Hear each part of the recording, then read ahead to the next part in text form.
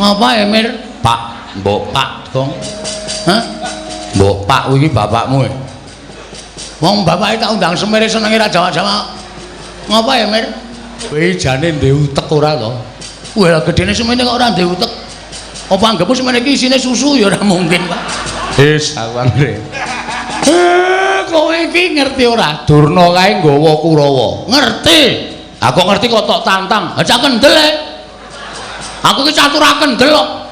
Aku wis ngerti nek Durna wani langap-langap. Le omongan ki mesti nggawa Kurawa. Ora nggawa Kurawa ora mungkin Durna wani kaya ngono. Lah nek Kurawa ngeroyok Karang Kadempel, lho, tandinge sing arep nandingi. Oh iya, Tru. Moh. Tru, Moh. biasane wae perang lho, Tru. Ora, wis ora arep perang aku kesel. Kula menika menawi kedah males kesaenanipun kula Semar, menika nyawa kula aturaken dereng saged sak traju lan sak bobot. Kula menawi wonten tiyang ingkang badhe damel geger Karang Kadempel, kula ingkang sagah betengi. Ora sah ben Bagong wae nggo pengajaran. Wis ana sing sago kok ora sah. Pak pendem tenan wae. Senani meneh aku.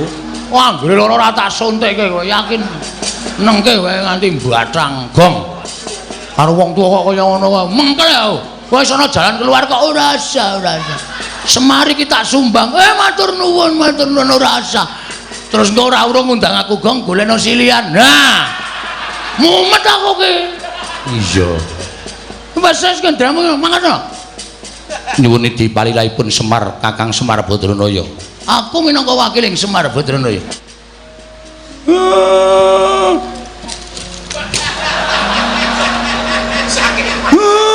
Mangkato Anoman Lho nggih ngestaken dawuh.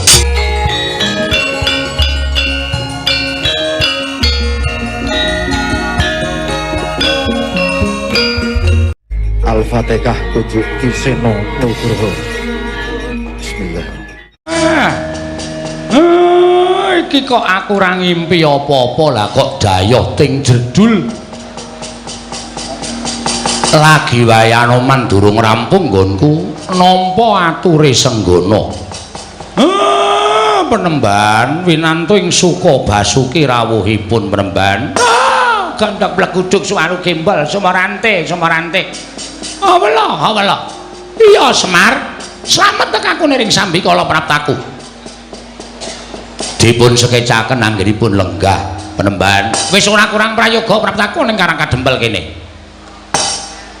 Penemban kula ngaturaken bekti kula kunjuk. Oh, nara gareng tak tampa, pangestu tampanana. Lho nggih, sangat anggen kawula dadosaken jimat. Penemban kula ngaturaken bekti.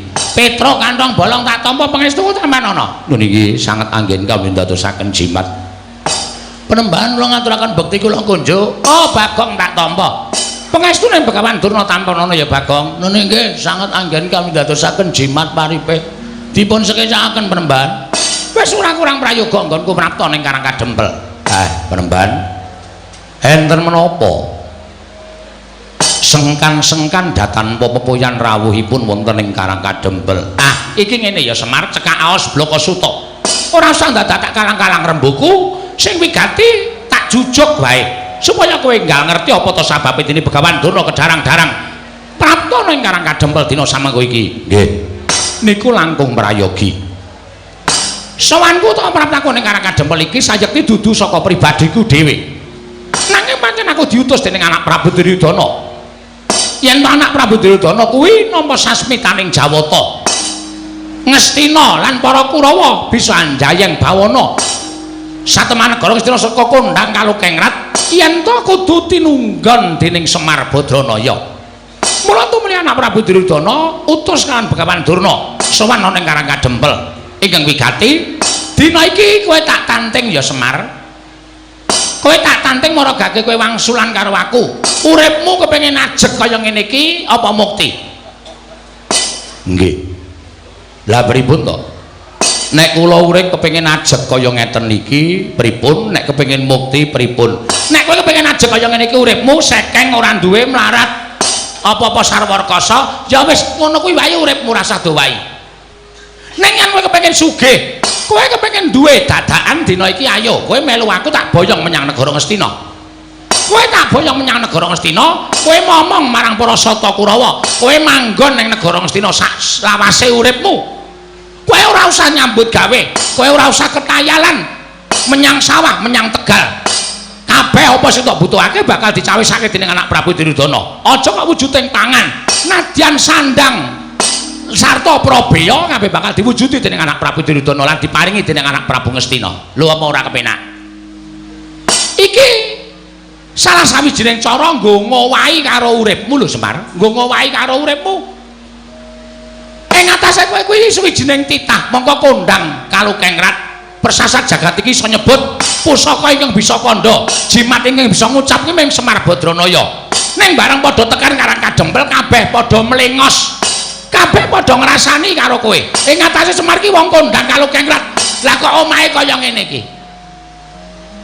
Ya bener kowe duwe pendopo. Ning kok separo gendeng, separo plastik. Apa wangun kaya ngono kuwi?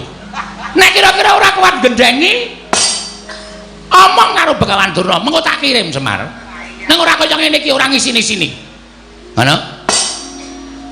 Omahmu kaya mangkene engko dimbrukke, gawe sing luwih apik. Anak Prabu Duryudana saguh nyukupi, saguh menehi karo kowe apa wae sing tak butuhake mesti bakal kasembatan. Kowe nganggo nyamping saka emas ginepeng. Ayo. Dienggo jarikan, emas kok dienggo jarikan, apa ana? Sesuk bakale ming kowe sing nganggo, ming kowe sing nganggo. Kowe suweng ya ora ming lombok nganti bosok kaya ngono kuwi. Nganggo suweng sing gedene sak kurungan jago, men kewer-kewer kupinge. Kuwi ya iso kelakon. Kowe njaluk bayar pira sedina yen kowe gelem ngomong para Sata Kurawa, bakale kowe kelakon. Mula dina iki ora usah dadak tok petung-petung. Ayo mangkat ana ing negara Ngastina, kowe ngomong marang para Sata Kurawa. Wis ngono wae Semar, sing dadi aturku marang kowe. Tok tampa ya monggo, ora ya tegese kowe wong sing ora gelem urip kepenak, wong sing ora gelem urip sing luwih saka sakbarakanmu utawa kawula kiwa tekan Karang Kadempel kene.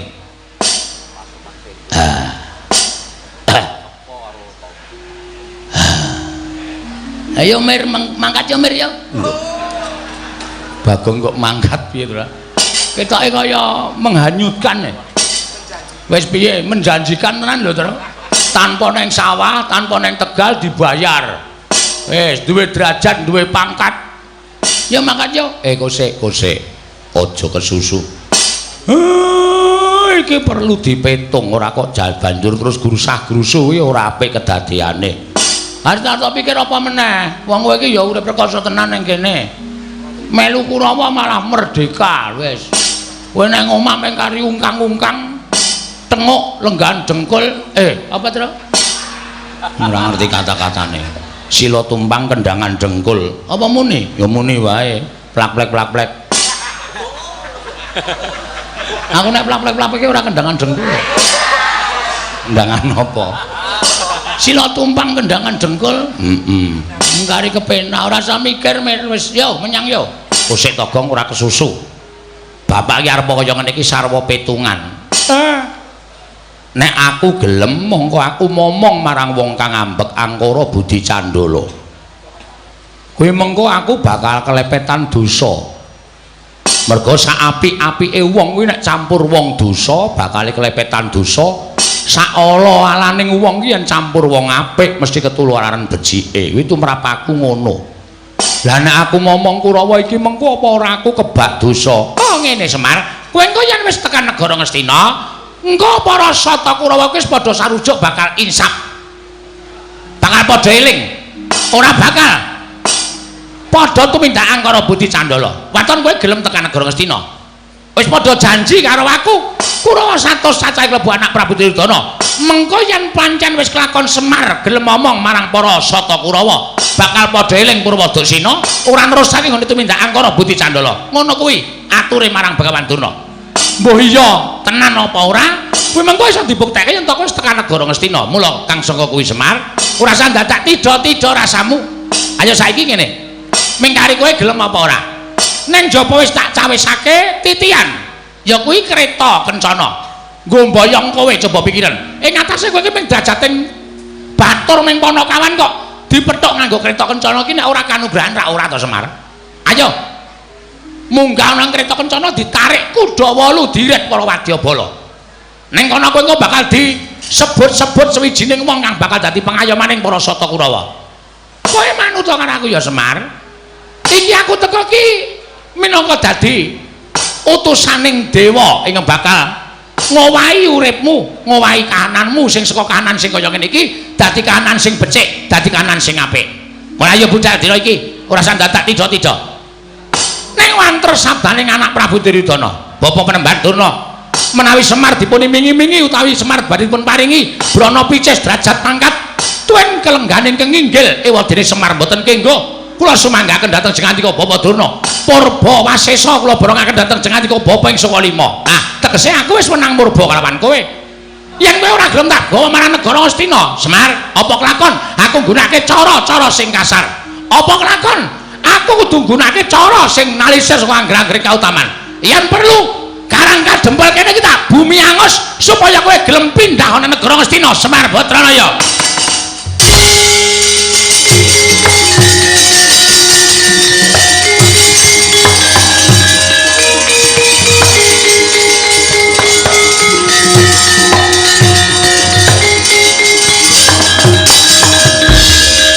Gunjang kancing langit kelap-kelap katon lir kincang ing aris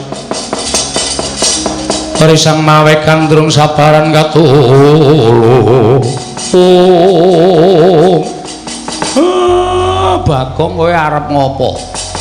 Kowe mau rak wis mathuk melu Begawan Durna. Kowe aja nesu, kowe melu Durna kono nek Semar ora arep tekan ngendi-endi. Sik, Pak. Perkara iki bareng Durna ngendika utawa omong nek Semar ora gelem digawa nyang negara Ngastina Karang Kadempel arep di bumi angus iki wis dudu perkaramu dhewe Pak ning iki ngembet keselametaning kawula sak Karang Kadempel kawula sak Karang Kadempel bakal katut cilaka nek bapak ora budal ning negara Ngastina monggo Durna iki nek omong ora tau ming sembrono Durna iki omong nyata apa anane merga iki pendhita ning pendhita wengis. Ning kuwi dudu sak barakamu. Kowe ming batur, Durna kuwi piyayi, kowe aja pisan-pisan wani wangsulan. Piyayi iki nek ning kraton. Nang kene padha-padha menungsane. Bagong aja ngayal. Kowe sing meneng. Silent.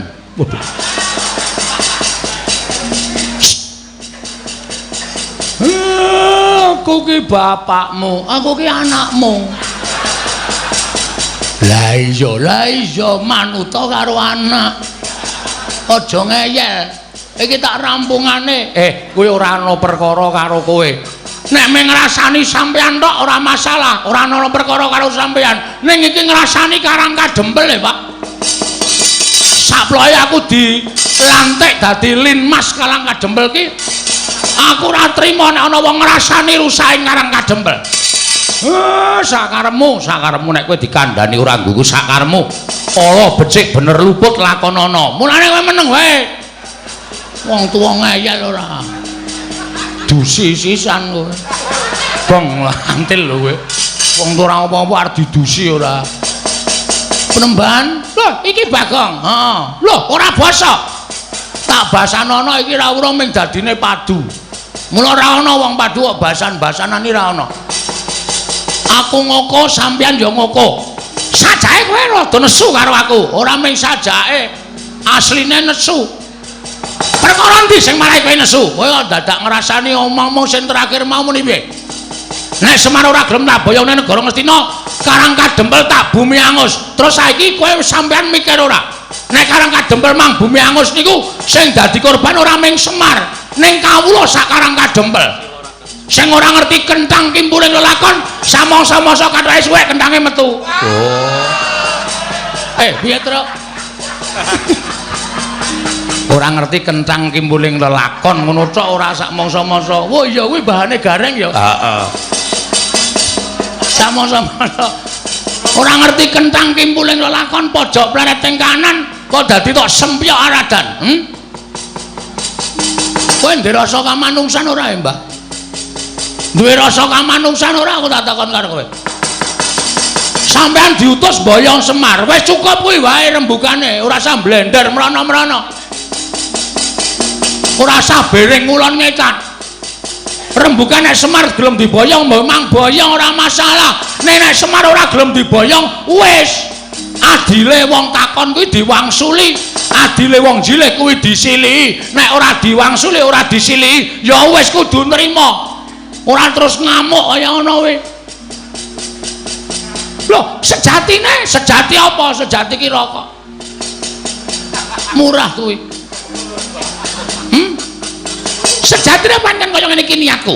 Sapa sing bakal palangi karepku ngene bayang-boyong marang Semar Badranaya, mesti bakal tak katut ge dosane. Ha nek ngono aku sing arep katut ge dosane. Lho, nek pancen kowe dadi pepalangi Durna, kowe tak katut ge dosane. Fake.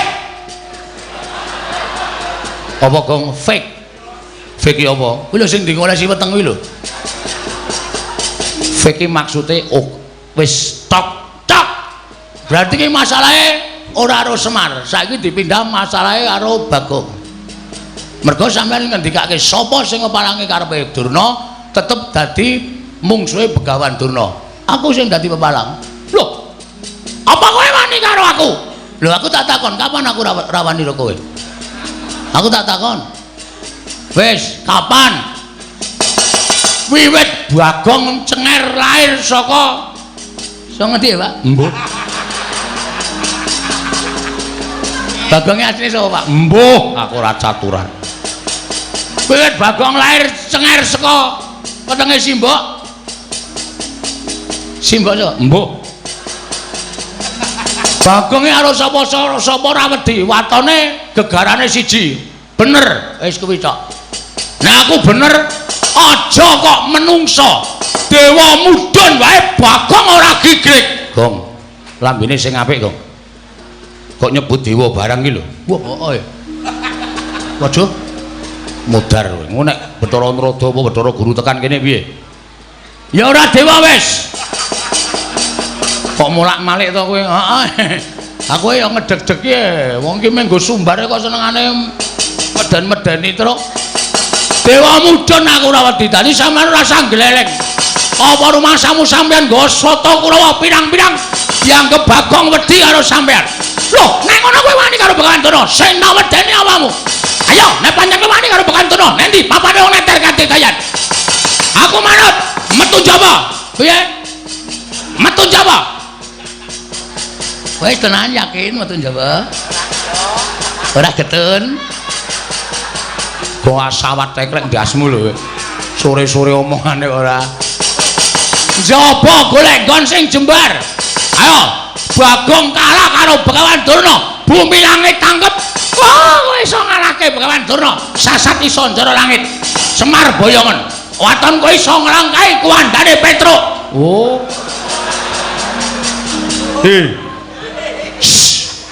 Ngapae?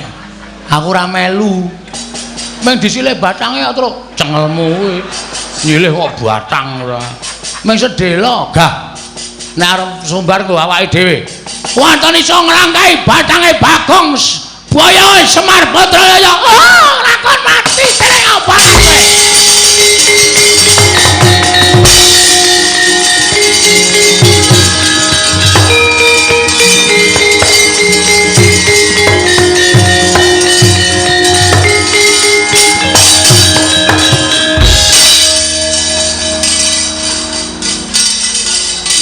Ngapa Emir? Pak, mbok Pak, Gong. Hah? Mbok Pak iki bapakmu. Wong bapake tak undang semere senenge ra Jawa-Jawa. Ngapa Emir? Bayi jane ndek utek ora to? Wah, gedene semene kok ora ndek utek. Apa anggapmu semene iki isine susu ya ora mungkin, Pak. Sawangre. Kowe iki ngerti ora? Durna kae nggawa Kurawa. Ngerti. Aku ngerti kok tok tantang. Ha cak kendel e. Aku ki catur kendel kok. Aku wis ngerti nek Durna wani langap-langap. Le omongan ki mesti nggawa Kurawa. Ora nggawa Kurawa ora mungkin Durna wani kaya ngono. Lah nek Kurawa ngeroyok Karang Kadempel, lho, tandingi. Sing arep nandingi. Oh iya, Truk. Moh. Truk, moh. Biasane kowe perang lho, Tru. Ora, wis ora arep perang aku kesel. Gareng kae. Hah? Gareng. Gareng ya awake ora petha kok kon perang. Matane kira. Sikile becik, tangane cekot. Aku nek cara Semar no ndek anak gareng tak tekak wingi-wingi. Isen-isenke, bentuke ora mutu.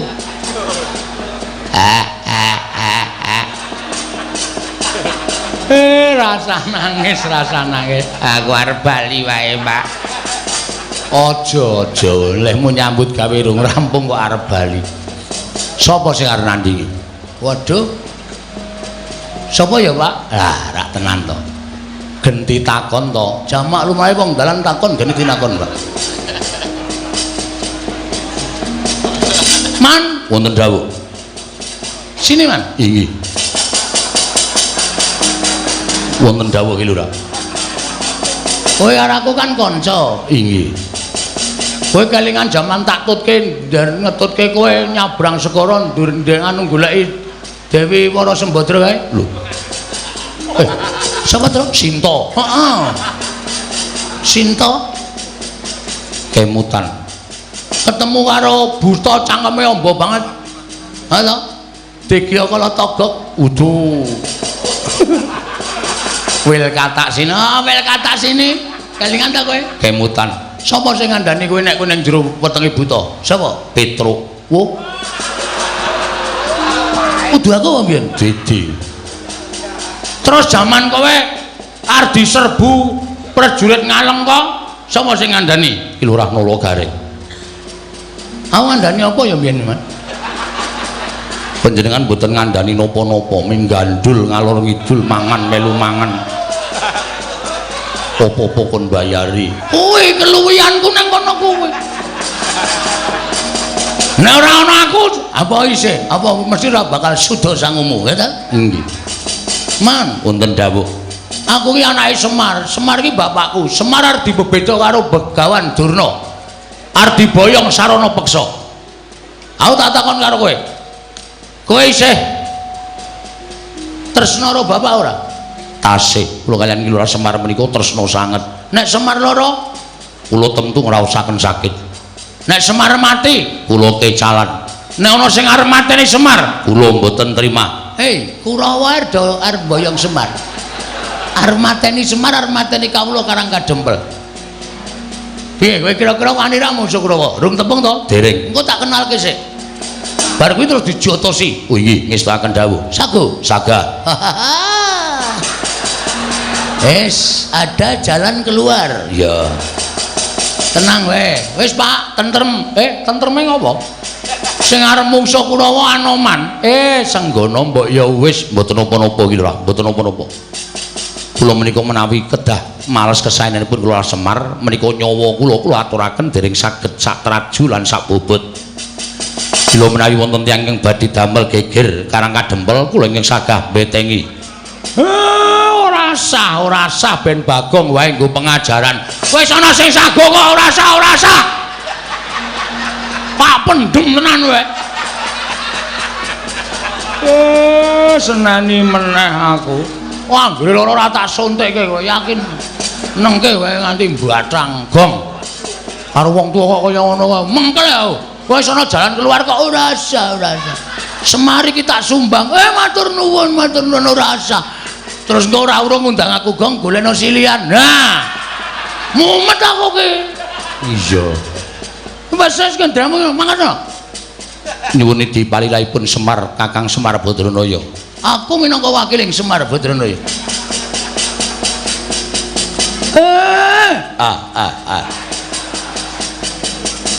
Anoman tak lilani Kurawa patenana. Menika kados pundi Ki Lurah? Muni awe meneh. Wis ta meneng ta? Nek kowe engko omong bae dadi wong apik ora gelem nampa kabecikane wong liya. Iki aku sing ngrekoso gelut.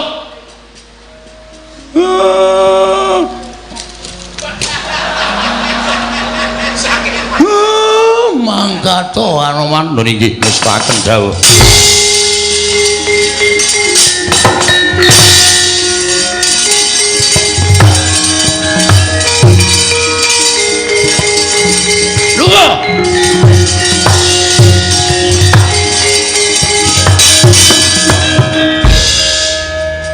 Mbok mbiyen lahir dipateni wae, Pak. Bangane gedhe kaya ngono. Bagong. Bapak niku dadi Bagong, dhek dadi Semar. Kene, Pak, kene tengok ini, Pak. Ora. Ngono ae mbrebes mili. Kene lenggah kene. Bapak ki wong top wis, ya. Waduh kedangaan, Wan. Lenggah kene. Nyun ngapura, Bapak. Aku kok bendina mintok waneni to, Bagong. Sok kapan kowe arep manut? Sok bar bodho. Bar bodho jelas manut wong kowe entuk pecis, entuk sarung saka bapak utawa mbok pira-pira ngekeki bapak. Sirahe iki ra ana sing sedeng ukurane, Truk.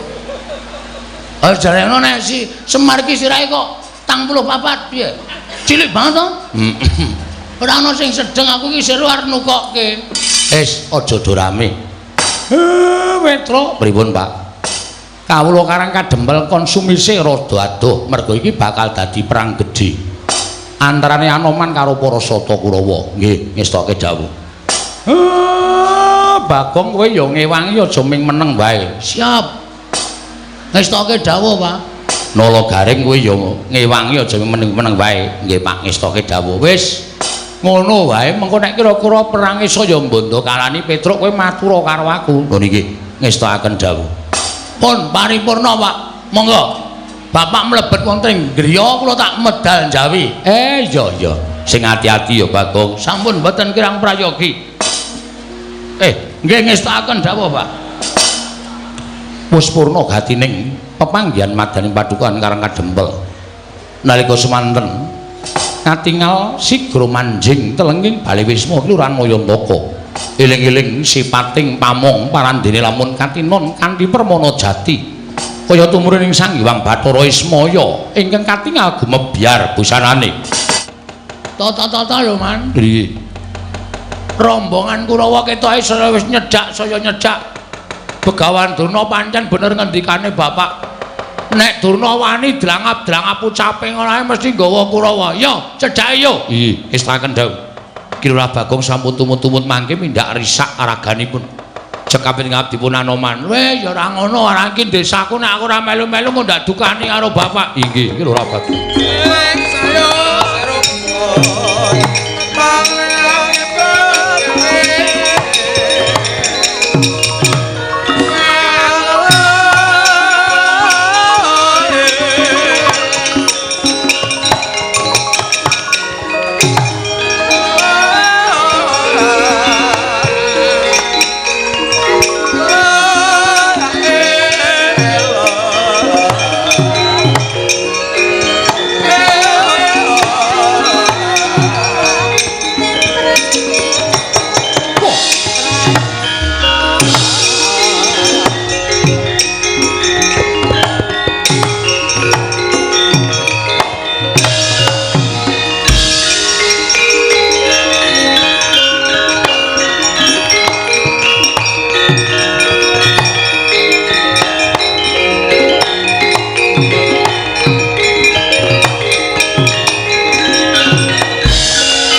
tututi lamun katututan lamun mangsa prawira tiktaya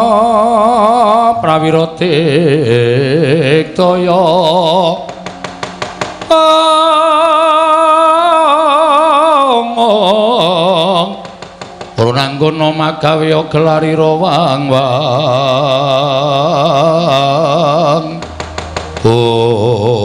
Wah, sajae pancen wis pentas meguru anyar. Bagong wani napaki kridaning para Sata Kurawa. Ndara Kartamarma, ya dasar Purnyata. Ayo bapakmu entuk boyong ning Ngastina apa ora? Nek ora entuk aja kelakon dosa. Bumi angus Karang Kadempel. Mangke riyen, Mas. Nek sampean ajeng boyong bapak niku rembuge perkara Durna karo bapak wau kula wis menggaris bawahi kula ora arep melu-melu. Ning Gandeng Durna ngucap nek arep gawe bumi angus Karang Kadempel. Niki masalah sing tak anggap dadi tok sumbering perkara. Lho, tok sumbering perkara piye? Tok sumbering perkara dadi gegeran kaya ngeten iki. Mula aja nganti gawe gegeran kowe mundur. Mundur piye? Bapakno menehno aku.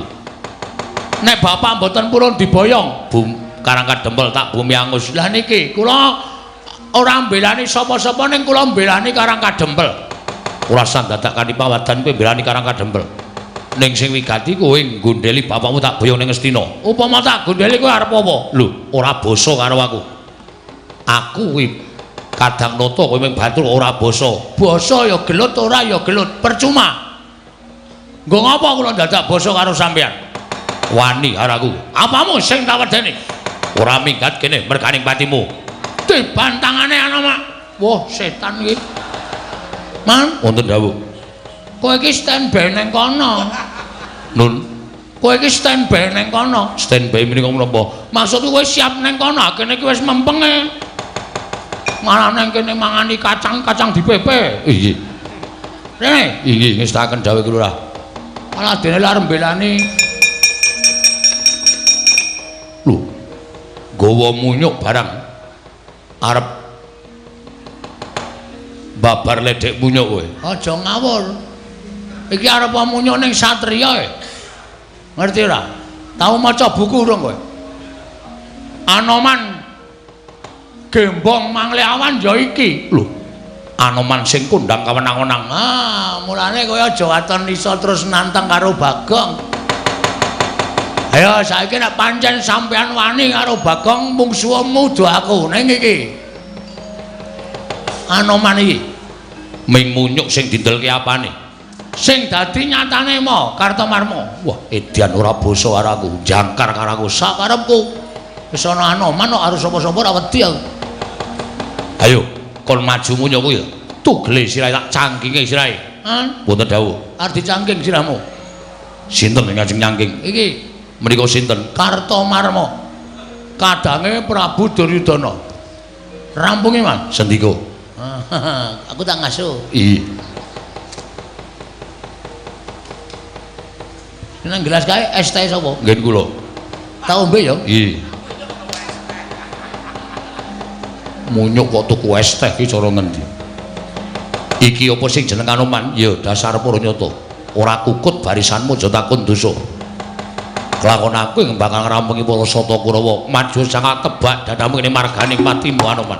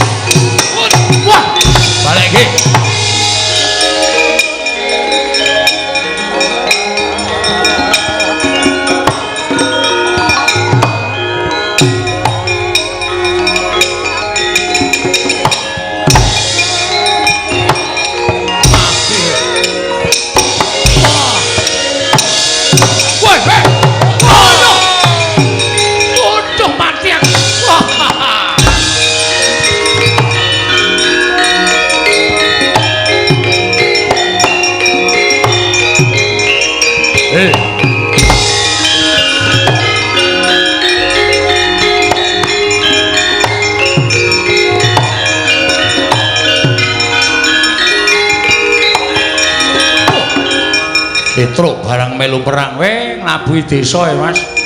Ayo. Kula ora mundur.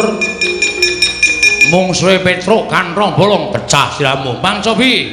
Mati. Mati. Hot. Ah. Iya. Iya.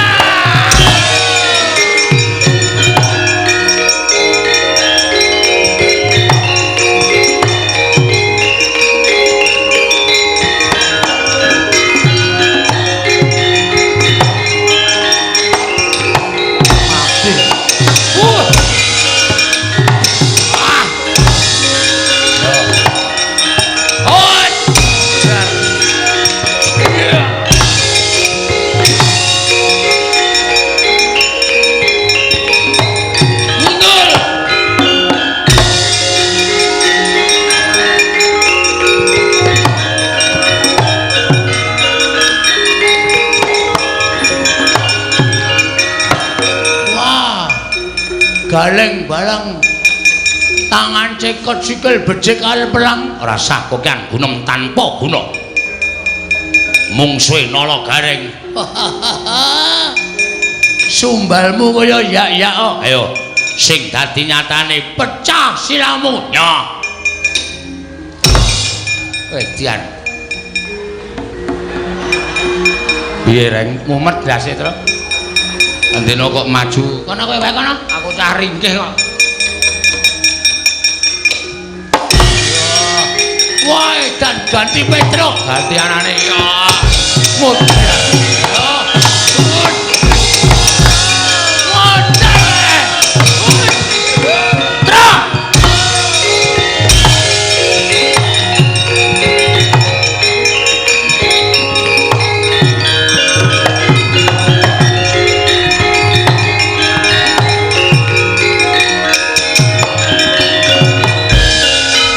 Dur, Anoman ngamuk, Ponokawan ngamuk, Petruk ya ngamuk. Bagong ya tunggal dene melu njoto si Kurawa edan. Iki kanca mundur, delik rasa melu apa delik. Cilaka kan? Cilaka piye? Wangsul mawon ulah samboyong Semal Badralaya mbangane Kurawa lemuk. Ulame Anoman sing maju wonten ing pabalatan ning Petruk, Galeng, Bagong kabeh maju. Wah, selempak. Nggo wangsul. Semar urung diboyong. Lah samboyong Cemal. Semar ora iso diboyong, boyong tangane Cemal togok. Nggo. Kulawa mesti ulipe ayem tentrem. Kersaning anak Prabu Duryudana sing diboyong Semar dudu kok togok kuwi rasa dadak ngowahi pernatan. Mundura nek pancen ora gelem maju mundura. Kula pun elek-elek lho, Man. Wis rasa to elek iki. Niku tenan nyemelangi nek kula pun ngandani kalau sampeyan apa jenenge sampeyan ulang gugu ya monggo. Nek nganti sampeyan kunangan Galeng, Petruk, Bagong lemuk wis ora kajen dadi patih. Dur, Nur. Nek ora kowe ora rampung-rampung, Dur. Kula, maju. Ponokawan rampung ana. Wah. Nggih. Ora ketang alon-alon kok rampungane man. Maju aja kaya bocah cilik nggih, Pak.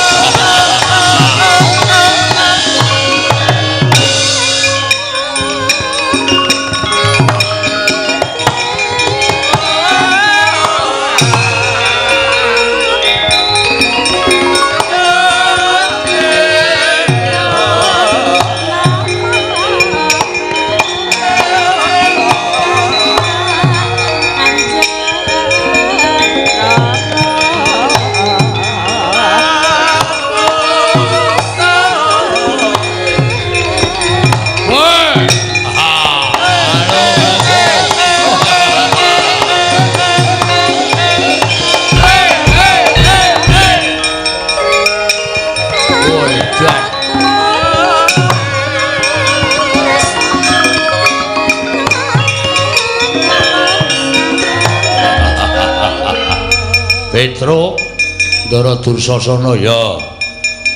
Mriki ajeng napa nglabrak wong-wong Karang Kadempel klebu kowe. Lebu Garing, klebu Bagong Anoman. Sing tok ndelke dadi betenge bapakmu acur-cur kuandane. Oh. Dadi sampean mriki ajeng ngamuk ya. Mboten sah mungsuh Ndara Anoman. Petruk lakon ngalahke sampean. Lho, iki mung batur gedibal. Wong elek nyolong mripat kok arep ngalahke karo Dursasana kok menang apa? Sing dadi nyatane. Nyatane piye? Sampeyan mriki butuhe napa? Nglabrak kowe. Nyo. Lho. Ngopo iki? Lho, sampeyan mriki ajeng napa? Nglabrak kowe. Nyo. Lho ra penak to? Rasa dadakku kaya omongan, tiwasku kaya omongan. Lho, apa antil pisan gletak sampeyan isin. Ya ora? Oh, iya. Lah mula nyo nek ajeng ngantem. Nek nganti Petruk mangantem mati, sampean kari mateni Gareng, kari mateni Bagong. Bagong mangantem mati, Gareng mangantem mati, ming kari mateni Anoman. Lho, penak to? Anoman mangajar mati, mboyong bapak. Pun nggih, Pun. Niki jame mepet, yo wis. Ayo. Modar tenan kowe. Pun malah alhamdulillah sampean sok mateni Petruk urip yo men doyak utang dhewe iso. Nyo. Pecah siramu. Mang pecah nek iso. Mati dening aku. Iso. Mesti mati nek pecah. Pecah kok ora mati tenan medeni ora. Ya wis. Ambiar kowe. Iso. Didi kempot barang ditokke ayo guys. Ambiar. Mburi. Lho iki ora apa-apa to. Lho genah isih wutuh kok kon apa iki piye? Nyo. Ambiar. Gondodo. Nyo, wah edan sesek pecah jantungmu. Oke, silakan. Nah. Pun sirah empun, cengel empun, dada empun, wis. Nek cara satriya gentenan. Usung ngomong gentenan sapa? Wong aku mentok kon ngantem kok. Weh, sampean ora isin apa diprisani piye akeh. Pangeran Pati ngantemi batur sak penake dhewe kok dibalas kok ora gelem nek cara kula isin. Nek cara kula wirang. Yo. Adiake Buri padha-padha ampuhe dodo ya dodo wah ya kemedunen waduh Petro waduh edan dodo gesuk ngapunten baleni dodo ya terus mak trusuk ora apa-apa rame nyo pecah Buri iya dodo riki Buri dodo nyo ngene iki perang ora kokean polah ning Temonjo. Dodo sirah sirah iya iki wis dikeke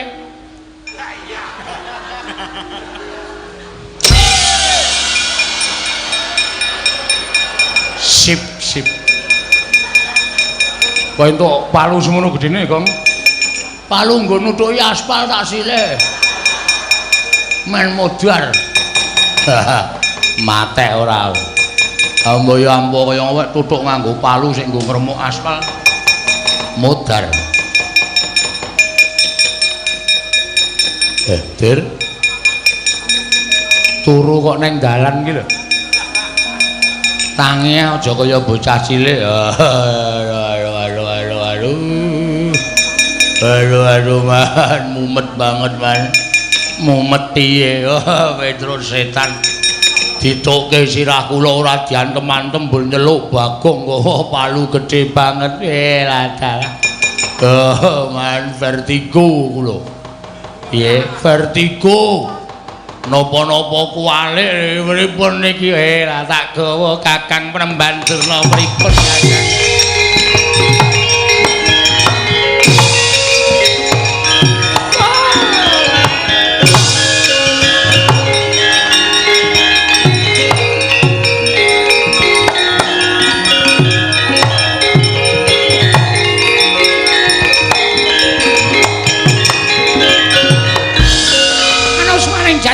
kertane baro iblis lanat. Metro kantong bolong kala gareng Bagong Anoman ngrusak barisan Kurawa. Bubar mawat ora iso dikukup. Apa kira-kira kowe kuat nadahi Kyai Cundamanik ketiban pusaka? Saka lima ora padha gladran dadi kondo cetutang Begawan Durna Barat.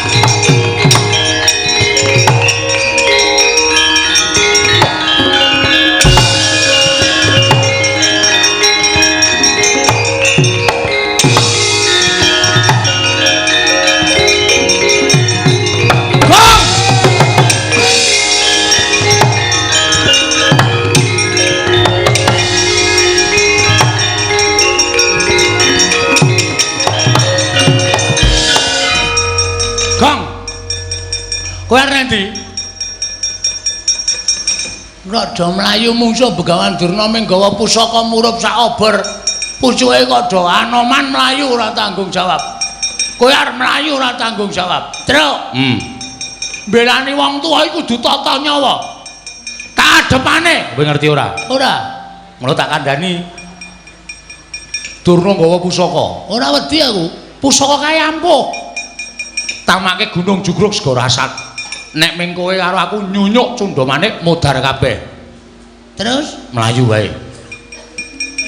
Padul karo bapak. Aku wis nantang Durna terus, wis ngerti nek kowe sing nantang Durna ning nganggo hitungan wong gluthi ora waton. Ora okol ning nganggo akal. Nek kowe ming ngokol tok ngethuke Cundamanik mati tenan. Semen. Wis semen. Truk rasa wedi wong urip sing dinteni apa? Tak pethoke Begawan Durna.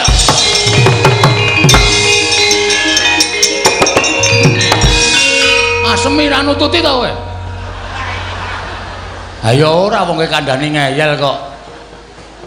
Karepku ki ya. Skeneane liyane iki. Aku nekat melayu terus kowe Bagong. Ngoyak aku tok candhet meneh Gong. Aja kaya ngono. Aku tresno karo kowe. Ha dramatike nang kene iki terus. Adegane nang kene iki. Wah, wis ora masuk. Ana arep maju-maju aku tak wadul bapak. Oh ya tak wadul bapak. Aku tak omong karo bapak nek durung nggo pusaka. Aku ya omong nek bapak nek durung nggo pusaka. Aku ngomong ngetutke wadul bapak ora maju, mudar tenan. Akhirnya sadar, ket mau. Aku mau melayu nek ora tututi aku menggok perapatan kono liwat desa baline bapak kok. Ora dupak raimu modar kowe. Wis ayo wadul bapak. Yo.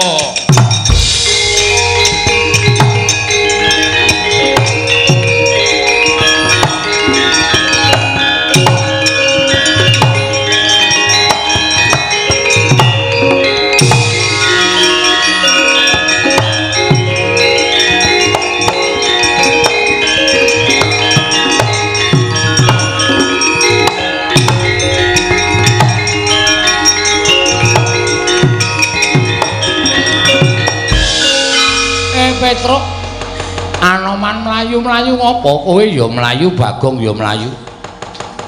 Matur sanipun Bapak tiwasan Pak niki nek sampean ora mlayu iso dipeksa Begawan Durna Bapak diboyong teng Ngastina sebabe Durna mbeta pusaka saka lima wujude panah bedore kaya dene cucuking manuk ning murup sak obor. Ora pangling Cundamanik. Lah piye Bagong kowe nandingi Durna wani apa ora wong sing nantang mau kowe? Pangestunipun bapak kula nggih ajre, Pak. Wedi, ajre. Wedi karo Cundamanik. Apa Gong? Cundamanik. Cundamanik sing panah bedore ndasmana murup sak obor. Bedore apa, Gong? Ndasmana. Aku jane ya duwe lho, Tru. Iya. Ning kalah karo Cundamanik. Heeh, nggon aku ora ana cahyane kok. Nggon aku biru erem. Dapure ora. Jenenge apa nggonmu? Ya nganggo cunda. Oh. Cundamanda. Cundamanda iki rak mung kling-kling ngono kae. Nek duwe pusaka mbok dipethuke Bagong. Ora kepethuk, Pak. Dheke perapatan ngetan aku perapatan ngidul. Wis rasa kok ana omong kene tengok karo Anoman kene. Heeh. Engko nek Durna tekan kene, aku sing ngadepi. Oh, Petro, Bagong aja mlayu mati kowe.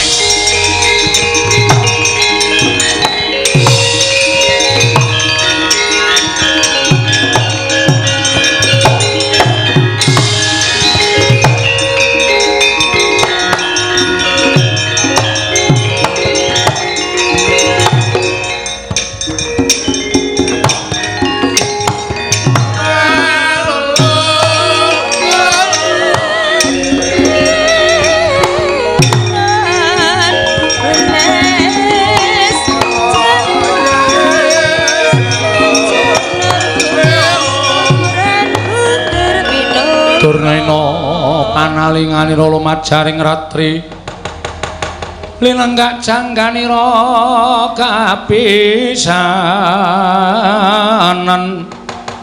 aneng perang Bratayuda.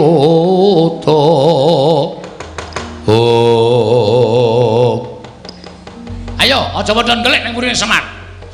Kene sing kira-kira mau nantang karo Begawan Durna. Sing nantang karo Begawan Durna ngaku. Barang aku ngligo Kyai Cundamane padha ning mburine Semar padha wedi karo aku. Ayo sing cangkeme amba banget kae. Kono ngomong ngene, sampluki wonengen kowe. Lho kok dunekke kowe. Tak incim mbok anggere Cundamane ora digawa, pelinceng sirahe. Muni apa kowe mau? Muni apa, Gong? Muni maksud ngono arep mbok. Sabar penemban, sabar. Semar mangsa didak-idak martabating Begawan Durna. Terus, kowe ngidak-idak martabake Durna kudu martabat. Wo, tak kira martabak. Mane didak-idak mbok dipangan ora, menengo sik. Terus karep sampean pripun? Pokoke kowe tak boyong menyang Lestina. Nggih, kula purun. Lho, kowe gelem? Nggih, purun. Ning wonten syarate. Syarate apa, Semar? Kowe matura. Kowe butuh brana picis, kowe butuh derajat pangkat mesti bakal tak wujuti. Waton kowe matur karo aku. Matura sing cetha syarate apa? Kula kepengin sinten mawon saged kula eloni, kula suwitani. Waton saged ngaturaken Sekar Tunjung Seta. Sekar Tunjung Seta. Nggih.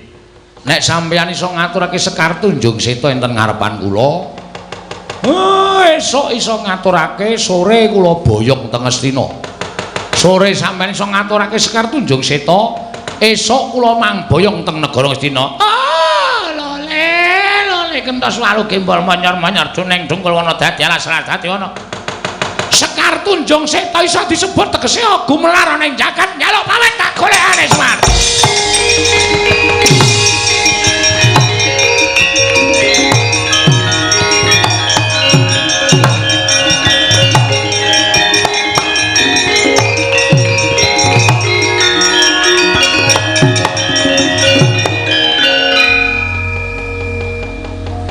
Anoman wonten timbalan Kyai.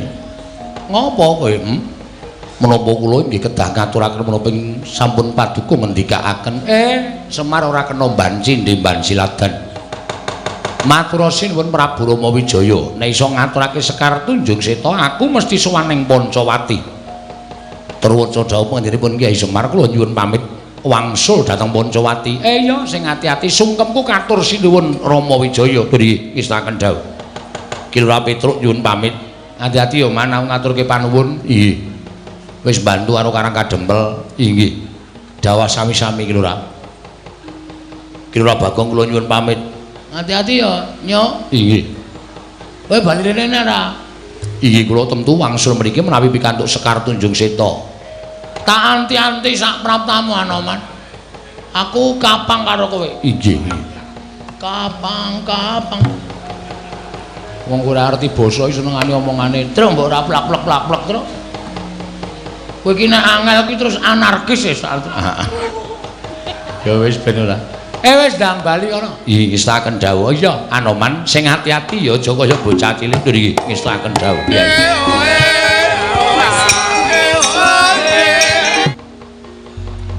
Apa aku ya kudu kaya mengkono. Siwa Semar. Den. Kula rak wis matur sadurunge kula matur kalih Begawan Durna. Sampeyan kula jak jagongan enten wingking wau kula wis matur kalih sampeyan.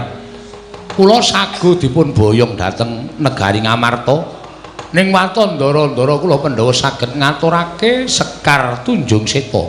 Mengkono Siwa Semar nggih. Nah yen to para punden Pandhawa ora percaya marang ature Gatotkaca, sampeyan sowan teng Ngamarta kula kanteni anak kula telu Mala Gareng Petruk Bagong supaya dipercaya dening para pepunden Pandhawa napa sing mangaturake kan pepunden sampeyan. Aku njaluk pamit Siwa Semar. Ngatos-atos Petruk, nun. Melu andaramu Gatotkaca. Nggih, Bagong. Nun. Melu andaramu Gatotkaca. Siap. Gareng nendi? Reng, apa? Dijak ndara Gatotkaca. Ngapa? Golek gemak goreng. Oh, tenane. Ora ya iki dapusi Bagong senenge ra jamak-jamak. Nderekke ning Ngamarta. Ayo siap monggo. Gus kula derekaken monggo kundur teng Negari Ngamarta. Iya, Nula Gareng Petruk Bagong Semar aku nyuwun pamit. Ngatos-atos nggih, Den. Kula antu-antu rawuhipun pepunden Pandhawa. Nuwun sewu sinuwun. Ngantos kejut raos sing manahipun ing abdipun Anoman. Dene dereng ngantos kula prapteng wonten ing gisiking inggih menika tanah Hindi. Lah kok paduka sampun malah pinanggih wonten ing papan mriki Diwaji Senggana kula wonten timbalan. Persasat kaya ngenteni sileming Palwa gabus kumambang ing Sila Kresna. Nggonku ngrantu kelawan sowanmu nalika sira ndak utus paya ngupaya menyang dilenggahing Kyai Semar.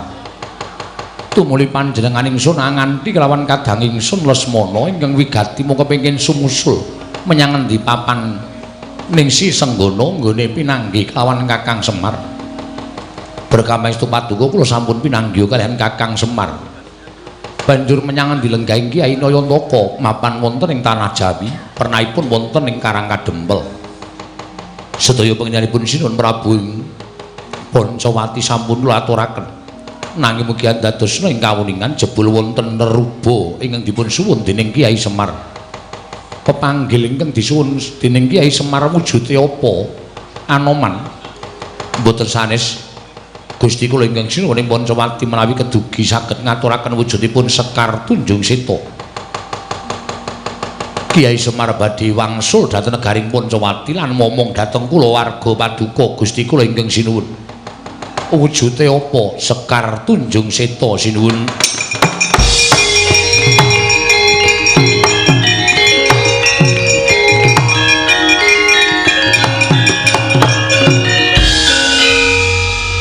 Lesmana wonten timbalaning Adawu Koko Prabu. Nadyan wusuwe nggonipun Kakang Gumelarana ing Janaloka. Lagi sepisan iki wanuh tetembungan Sekar Tunjung Seta, Yayi. Aja wedi kangelat. Siadi dhisik ana laku ngupadya menyang endi dunung ing Sekar Tunjung Seta. Aja pati-pati ngadhep kalawan pun Kakang lamun siadi ora boyong wujuding Sekar Tunjung Seta. Prasta dawuh paduka Kanjeng Koko Prabu Kliranana kula nyuwun pamit sing ati-ati aja kaya bocah cilik Lesmana.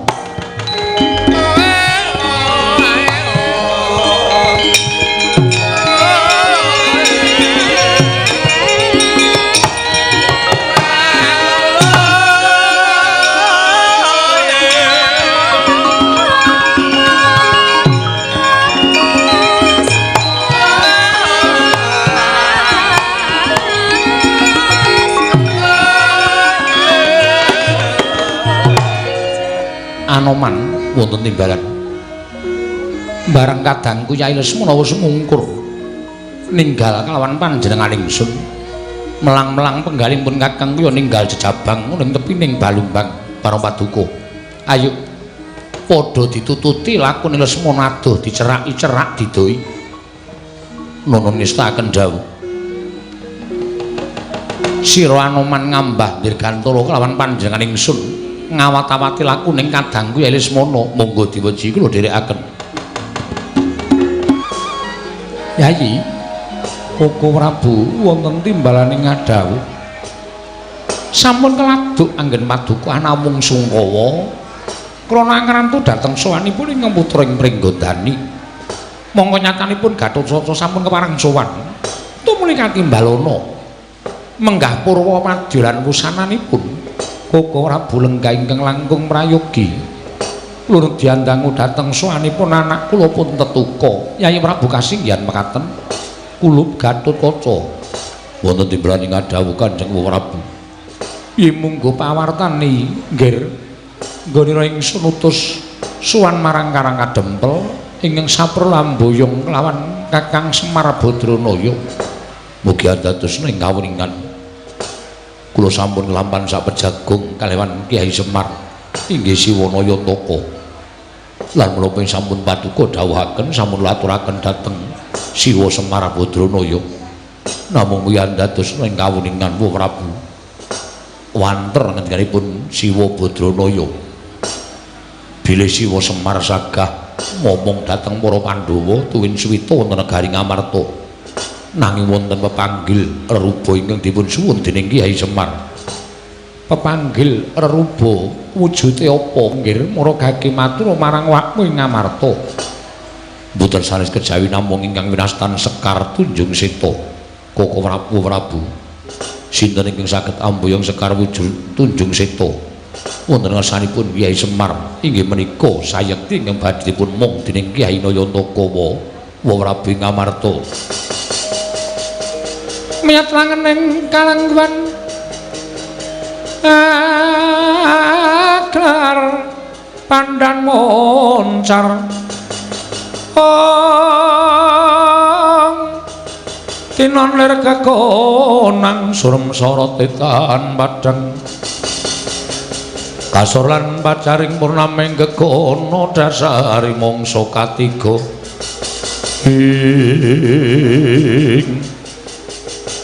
Koko Prabu wonten timbalan kados pundi menggah pangandika paduka sasampunipun midhangetaken menapa ing dados saturipun anak kula pun tetuka.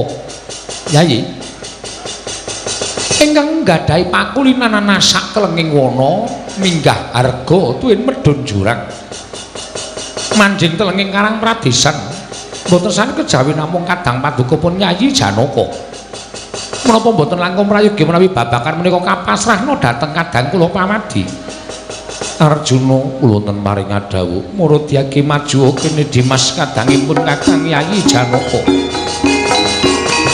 Mulat para sang Arjuna semono kang pamanungsan.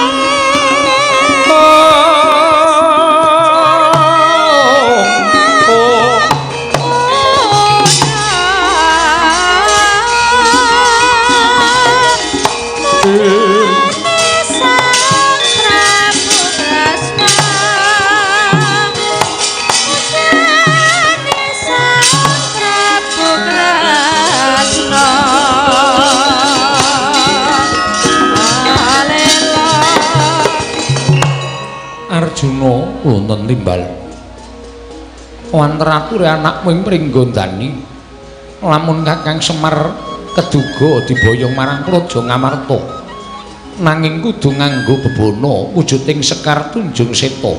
Yayi wonten timbalan Murudyaki budal saka negara Ngamarta upadinan kang aran Sekar Tunjung Seta aja pati-pati sira bali marang negara Ngamarta lamun ora mboyong wujuding Sekar Tunjung Seta. Prasta paduka Kanjeng Koko Prabu. Piranana kula madhal pasilanjun pamit surti ting ati-ati duga-duga digawa Janaka.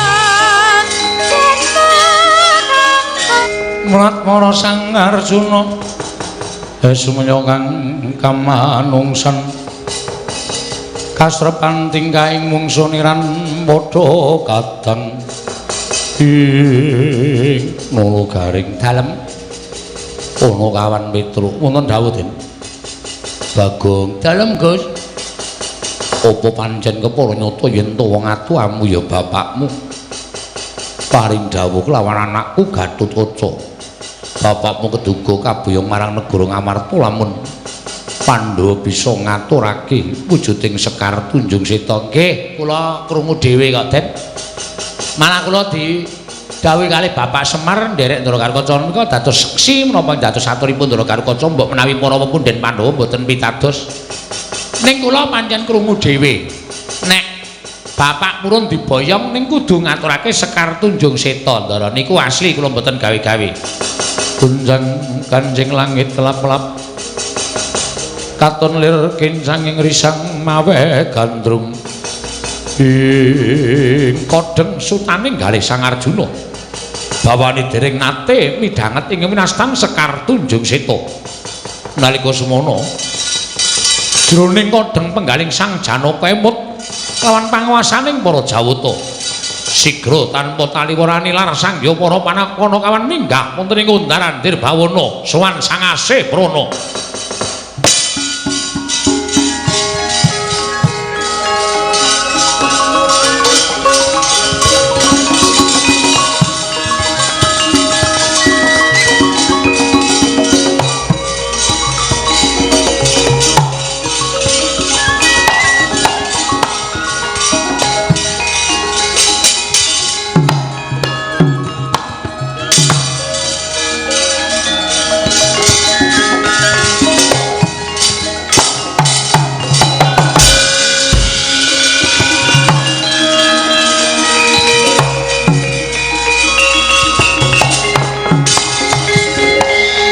Endi ya terus Ndara Janaka?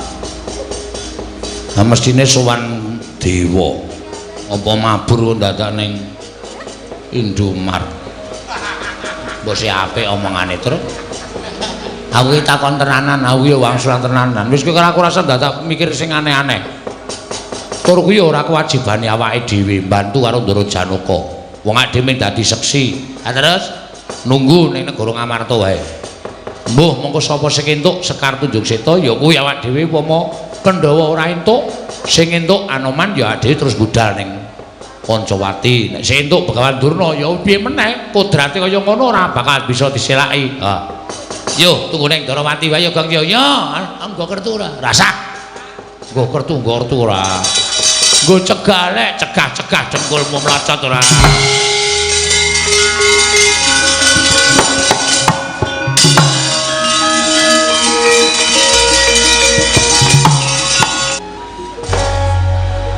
Oh, Mas tu nomo sidam sekaring bawono langgeng. Kulub wayah ulun. Lesmana ingkang prapta ana ing ngundaran Dirbawana padha kanthi harja saprapta kita. Tansah pinanganing kawidadan pukulun niring sambikala kepareng kula ngaturaken sembah sumangga ing pangabekti kula kunjuk. Iya Lesmana ulun tampa. Apa to kang dadi wigatine dene jeneng kita ngabiyantara ngarsa ulun. Wale-wale menapa pukulun estunipun anggen kula sowan ngabiyantara paduka ewang adi pukulun sayekti namung krana bingung ing manahipun ingkang wayahipun Lesmana krungu kautus dening Kanjeng Kaka Prabu Rama bilih dinten sakmangke Kanjeng Kaka Prabu kepingin sanget dipun mong dening Kyai Semar kados wingi uni mongko Kakang Nayantaka sampun kepareng tedhak wonten ing tanah Jawi. Ewadene nalika Kanjeng Kaka Prabu utusan lawan pun Anoman pangendikanipun Kyai Semar sinten kemawon saged mboyong dhateng Kyai Nayantaka waton saged ngaturaken Sekar Tunjung Seta pukulun mugi kepareng paduka paring pitedah Sekar Tunjung Seta menika wonten pundi papan dunungipun upami jagat menika mboten wonten thukulipun menawi thukulipun wonten ing Kayiwangan kepareng sak mangke kula badhe nyuwun Sekar Tunjung Seta badhe kula boyong kula aturaken dhateng Kaka Prabu Rama Wijaya pukulun nyatang ning kalangkuan klar pandan moncar tinon lir kekonang surem sora tetan padang kasor lan pacaring purnameng gegono dasari mangsa katiga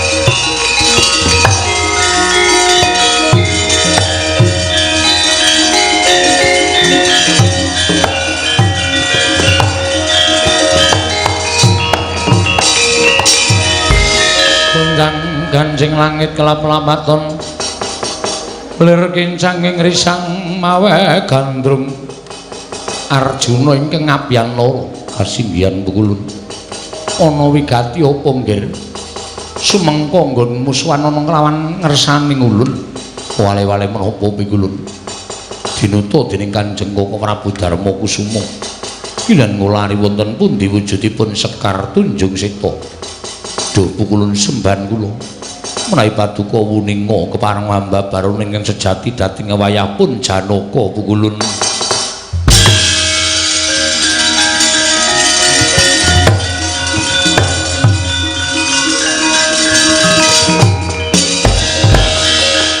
Mastu nama Sidam Sekaring Bawono Lesmana wonten timbalan Arjuna wonten timbalan sumurupa yekti Sekar Tunjung Seta kuwi ulun ingkang kagungan nanging gandeng ingkang kepengin ngayunake wujude titah loro Lesmana lan Arjuna aja nganti ulun senggo banci ndemban silatan mara kita sakarone pancen satriya ingkang limpat ing samubarang lir Sekar Tunjung Seta bakal ulun balangake sapa ingkang duga bisa nemokake Sekar Tunjung Seta ya kuwi ingkang kagaduhan wujuding Sekar Tunjung Seta nggih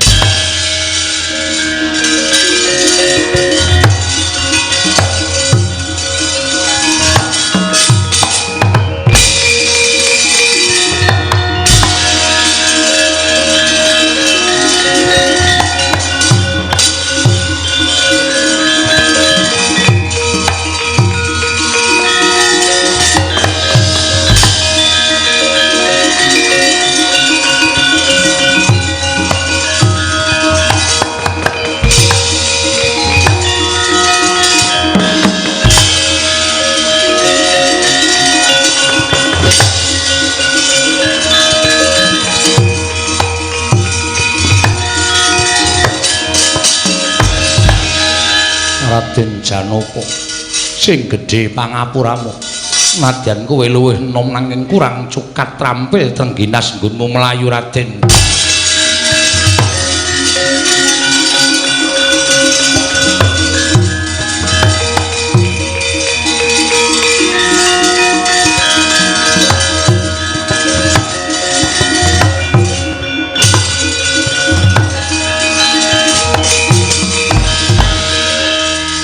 aja waton bisa muwus Sekar Tunjung Seta ning ngarepe Janaka lan Lesmana kaya apa aku sing tekaning pati ingkang uripku ingkang ngukup Sekar Tunjung Seta pecah diadam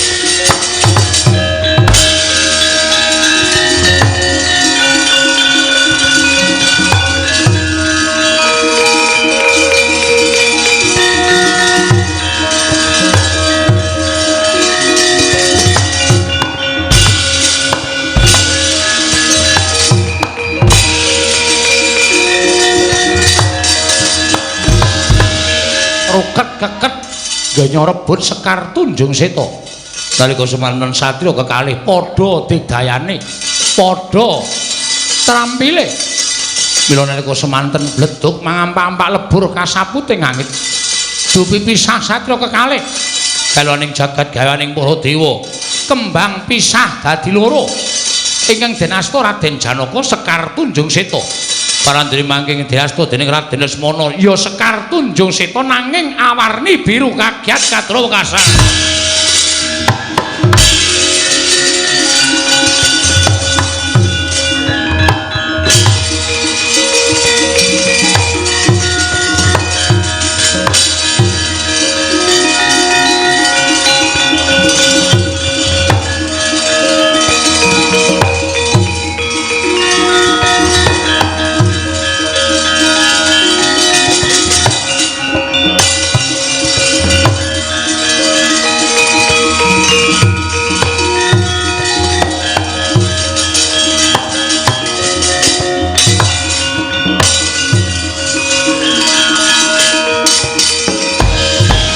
nalika den mrayitna semurire seka balik titione gandayane ing Kakang Semar aku ingin iso ngaturake Sekar Tunjung Seta Kakang Nayantaka aku ngaturake Sekar nanging ngerti ya Kakang nalika aku rebutan kembang lawan Raden Janaka kembang belah dadi loro ya dening Kang Dasta wujuding Sekar nanging awarni biru kuwi uga sempalaning Sekar Tunjung Seta nggih kula pun ngertos kula pun ngerti kembang niku pancen jane loro ning sejatine siji Sekar niki pancen loro padha-padha Sekar Tunjung Seta sing siji werna putih sing siji werna biru lah sing biru niki bakale manunggal dadi siji enten kembang sing werna putih mang presani nek mboten pitados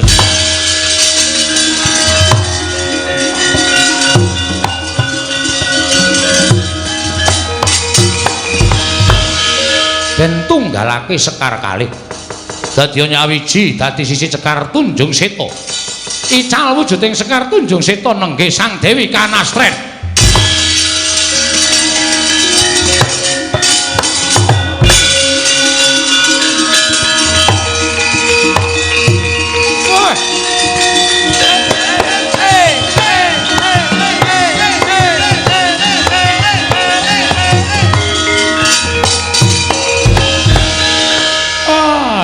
iki sing tak goleki Kanastren wonten dawuh Kyai lha piye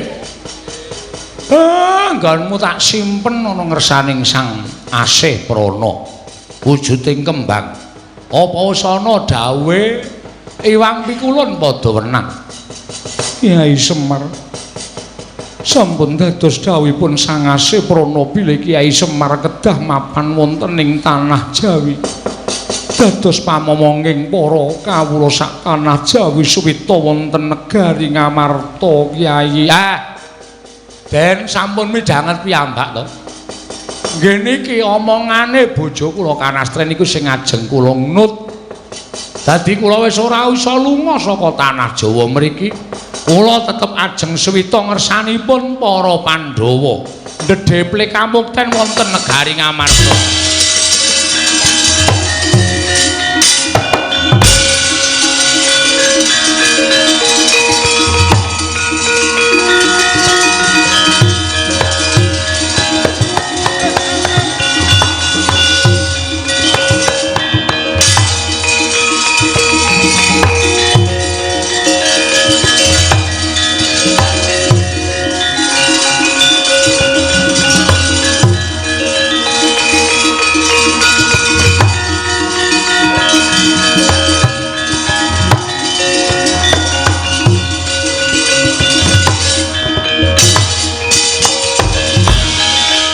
Raden Janaka apa rumangsamu wis bisa ngukuk Kakang Semar baline Lesmana marang Pancawati ora mboyong Kakang Semar teka dikethok janggaku dening Kanjeng Koko Prabu tinimbangane mati siya ning negara Pancawati tak udhokake nyawaku ning kene Raden Janaka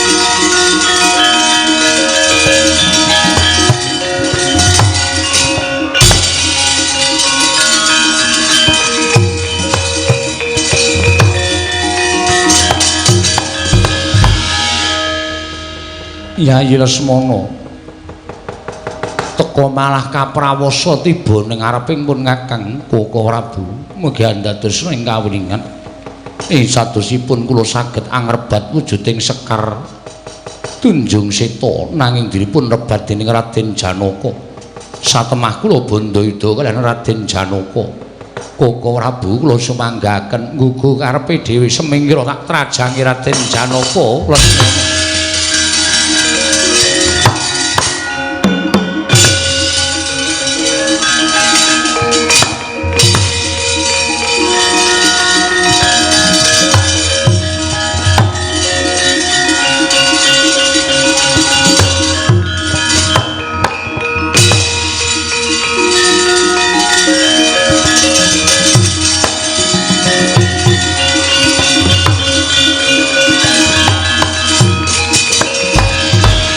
Larta saking Gudha Sangkara kula yen amodosa Sang Sri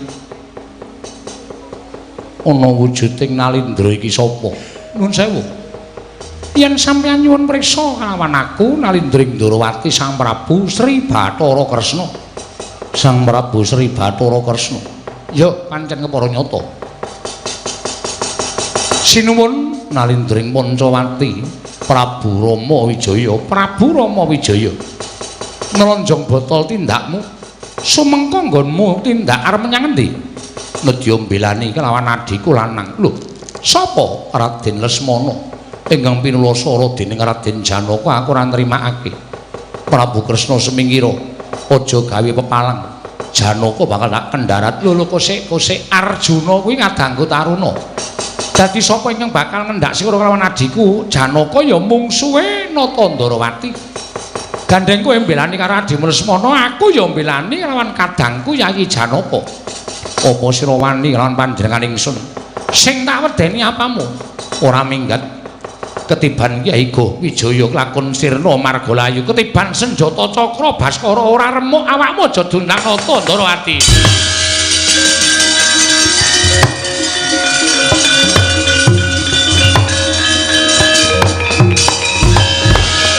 Midhanget pangandikaning Natandrawati arsa ngedalaken pusaka Kyai Cakra Baskara emut kan pepunden Sang Wisnu ya Sang Bathara Suman sigra ngengake permana jati Sang Rama Wijaya sumura bilih Sang Hyang Bathara Wisnu manjing angganing Sang Natandrawati ngalumpra tanpa daya.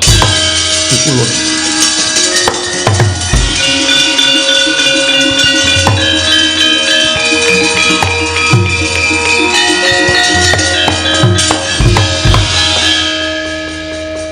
sinuwun.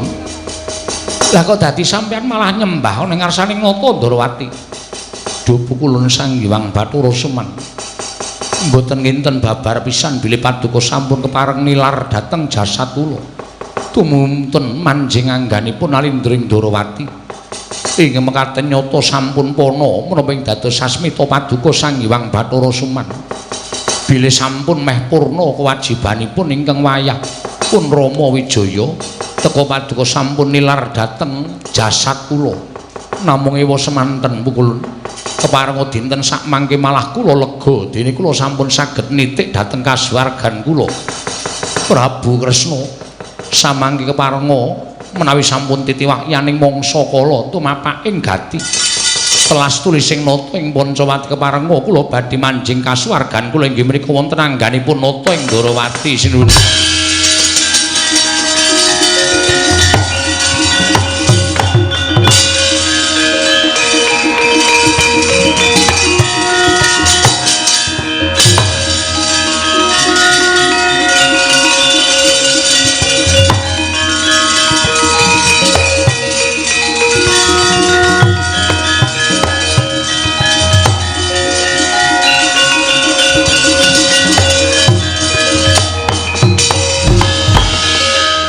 Koko Prabu kenging menapa paduka malah katingal nglenthung kundur nganti dhateng ingkang rayi Yayi Lesmana. Mara coba aku tak takon kelawan Siadi gandeng pun Kakang wis bisa nitik kelawan kasuwarganing pun Kakang apa kira-kira Siadi wis ana kelawan kasuwarganing Yayi Lesmana. Kula dereng pikantuk sasmita apa-apa. Nalika sira Siadi ngaturake sekar kelawan Kakang Semar apa ana pangandikaning Kakang Nayantaka? Inggih. Kakang Semar paring dawuh cetha kula midhangetaken Nadyan Sekar menika ketingalipun kalih nangis jatosipun menika sejuga. Ingkang setunggal badhe manjalma dados sajuga wonten Sekar Tunjung Seta ingkang awarni pethak. Yayi, kang mangkono Kakang Semar wong paling sasmita kelawan sira Yayi Lesmana. Yen to Siadi kelawan Arjuna kuwi ora bakal bisa dipisahake. Sayekti Janaka besok pancen dadi kasuwarganing Yayi Lesmana.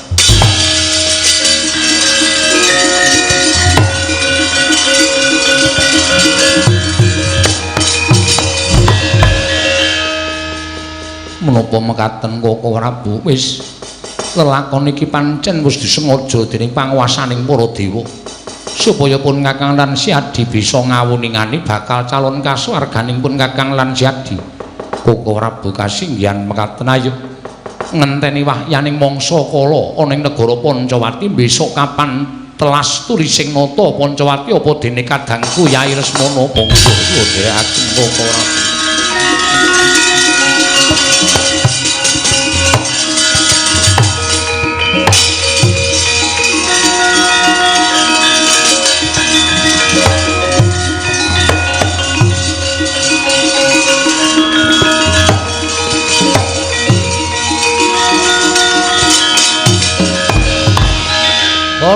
Nggih. Katon madang kahanane Arjuna wis kelakon boyong lawan Kakang Semar. Sarana ngaturake Sekar Tunjung Seta, Yayi Resi ana ndak dadi bleduk ora penak ana ing mripat. Yo.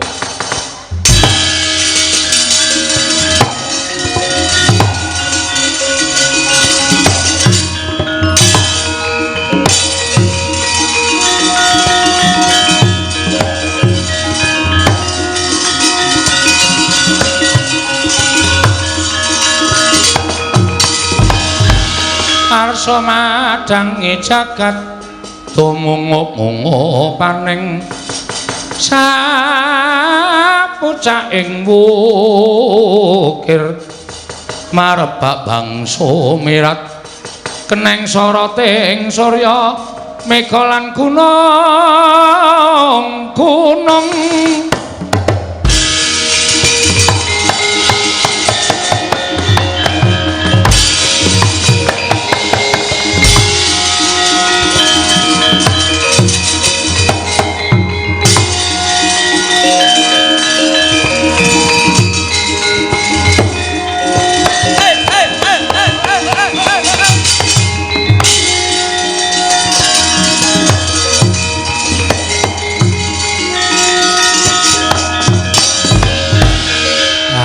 Alhamdulillah, Den. Yo.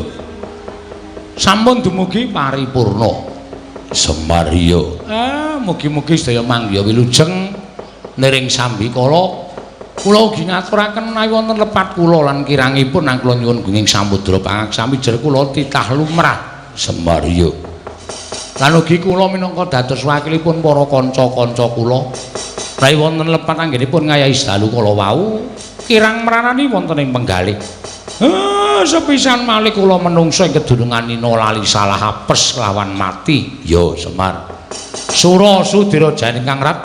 Suwuh brasta tekaling ulah Darmastuti rahayu samya makarya rahayu samya pinanggih. Cekap semanten crita